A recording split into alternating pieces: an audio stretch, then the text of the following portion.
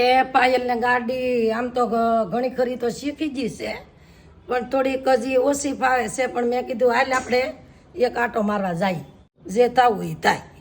તે જઈએ છીએ એક આ સોસાયટીમાં આટો મારવા. ઘણા ટાઈમથી હું ગાડી શીખતી હતી, તો આજે ફાઇનલી ટેસ્ટ ડ્રાઈવ માટે જઈ રહ્યા છીએ અમે. તો ઓલ ધ બેસ્ટ કહી દો અમને કે અમે ચલાવી લઈએ હે ને બા? હા હા, ઘણી ખરી તો આવડી ગઈ છે. અત્યારે બાને કહું ચાલો તમને બેસાડીને જઈએ. પણ તમે બાને બેસાડીને લઈ જાઓ, બાને કંઈક પાછા ખવડાવજો. નીકળ્યા ગાને આટો નહીં મરાવતા. હાલો હાલો.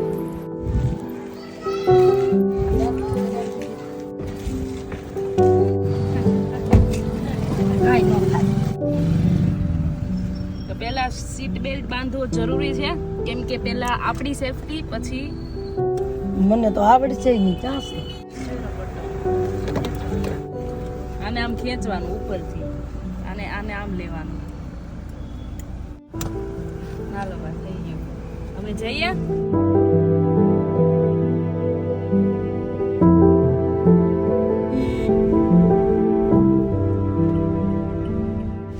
નહીં આવડી જાય પણ ધ્યાન દેવું પડે 2-5 દી.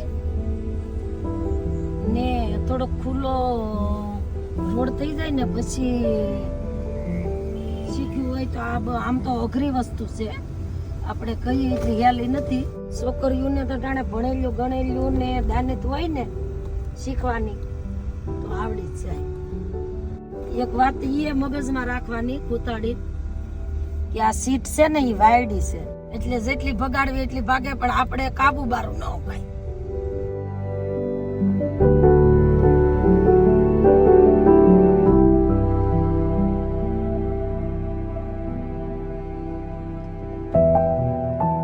પાયલ ને કહું ભાઈ આ પટો કોઈ આ પટો ઘેર તો ભાઈ. કેવું લાગ્યું તમને આજ મેં ગાડી ચલાવીને બેઠા હતા? નહીં, બહુ સારી ગાડી આખી.